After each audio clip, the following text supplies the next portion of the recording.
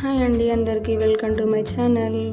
నేనైతే పరోటా చేస్తానండి. ఎంతో సింపుల్గా చేసుకునే పరోటా పొరలుగా వస్తుంది. ఇక్కడ మైదా పిండి వాడుకోకుండా గోధుమ పిండితోనే పర్ఫెక్ట్గా చేసుకోవచ్చు పరోటా. ఒకసారి నేను చేసే విధంగా ట్రై చేయండి, ఖచ్చితంగా చాలా బాగా వస్తుంది.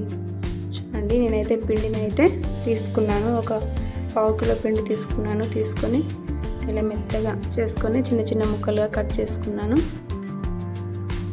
చేసుకొని ఒక్కొక్కటిగా మంచిగా ఆయిల్ కొంచెం ఎక్కువనే ఉండాలి. పరోటా చేసేటప్పుడు పొరలుగా వస్తుంది. ఆయిల్ వేసుకుంటూ చేతితో నొక్కుతూ మంచిగా చేయాలి. ఇట్లా వెడల్పుగా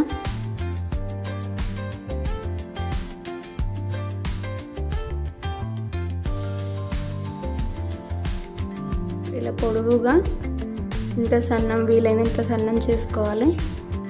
మంచి షేప్లో మంచిగా వస్తుంది పరోటా, పొరలుగా వస్తుంది. ఇలా పొడవుగా మనకి ఇంకా ఎంత వీలైతే అంత. నేనైతే చిన్నగానే తీసుకున్నా కదా ముద్ద, పిండి ముద్ద అంతకు ఇంత సరిపోతుంది. ఇంకా పొడవుగా చేసుకుంటే ఇంకా బాగా వస్తుంది. ఇలా చిన్నగా పీసెస్లో కట్ చేసుకొని కొంచెం దానిపైన ఆయిల్ రాసి ఒక్కొక్కటి దానిపైన ఇంకొకటి ఇలా పొరలు పిచ్చుకుంటూ ఇలా చుట్టుకొని మొత్తం లాస్ట్ వరకు చుట్టుకొని ఇలా లాగుతూ దీన్ని చుట్టుకుందాం.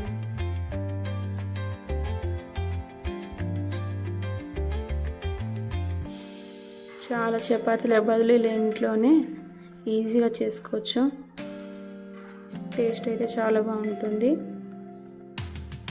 ఇది మనం టీలోకైనా లేకపోతే చట్నీలోకైనా పర్ఫెక్ట్గా కర్రీలోకైనా చాలా బాగుంటుంది. మనం ఇంట్లోనే ఈజీగా చేసుకోవచ్చు పరోటా. చూడండి, అంతే ఒకటే 2 టైమ్స్ ఇలా అయిపోతుంది. తర్వాత పెంక వేడెక్కిన తర్వాత కొంచెం ఆయిల్ వేసుకొని ఇలా చేతితో కొంచెం అటు ఇటు మెదుపుకుంటూ కాల్చుకుందాం.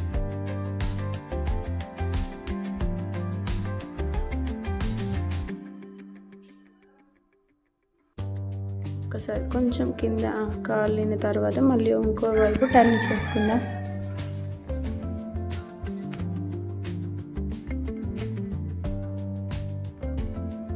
టర్న్ చేసుకుంటూ కాల్చుకుందాం. కొంచెం మధ్యలో దీనిపైన ఆయిల్ వేసుకొని కాల్చుకోవాలి. పరోటా స్లోగా కాలాలి, ఎందుకంటే కొంచెం అది లావుగా ఉంటుంది కదా. మీడియంలో మంట ఉంచుకొని కాల్చుకోవాలి.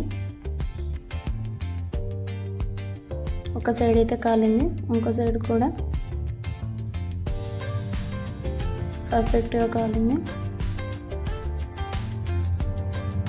అంతేనండి, ఎంత సింపుల్గా ఉంటుంది. ఎంత టేస్ట్ అయితే చాలా బాగుంటుంది పరోటా. మన చపాతీల కంటే పరోటా చాలా టేస్ట్గా ఉంటుంది. ఇలా మైదా పిండితో ఒకసారి ఖచ్చితంగా ట్రై చేయండి.